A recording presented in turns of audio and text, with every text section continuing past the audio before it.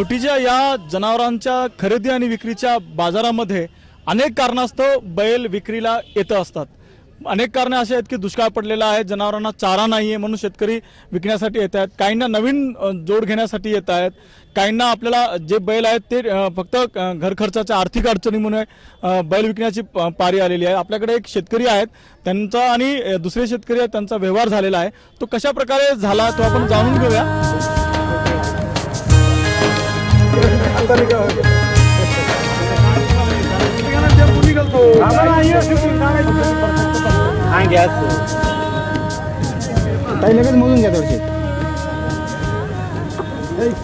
आपल्या सोबत आहेत ज्यांनी बैल विकला आहे ते शेतकरी।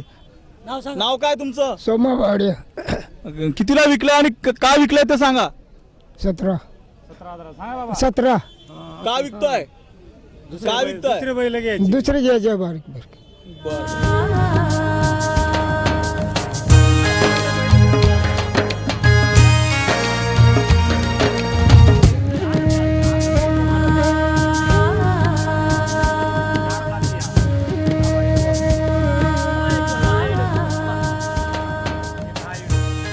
ज्यांनी आता हा बैल विकत घेतलेला आहे त्यांचे काय निकष आहेत आणि त्यांनी का घेतलाय आणि कितीला घेतलाय हे जाणून घेऊया। आपल्यासोबत खरीदार, या बैलाचे जे खरीदार आहेत त्यांच्याकडून जाणून घेऊया आपण। बैल घेतला, मा बैलाला जोड बसला म्हणून हा बैल म्या पसंत केला।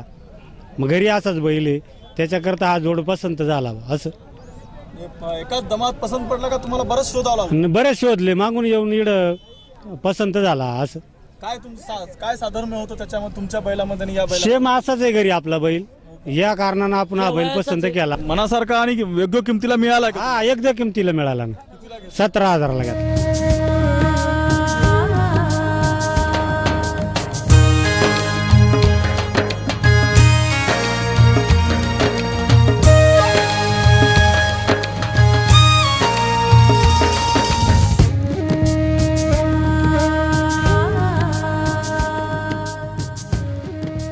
आपण आत्ताचा व्यवहार पाहिलेला आहे की जवळपास 18,000ला बोली झाली होती आणि थोडंसं घासगी सोडून किंवा थोडंसं बार्गेनिंग ज्याला आपण म्हणू असं करता हे शेवटी बैलाची एक जोडी, म्हणजे जोडी नाहीये, फक्त एक बैल हा 17,000ला यांनी फायनल केलेला आहे आणि याप्रमाणे यांच्या बैलाला एक जोडीदार मिळालेला आहे।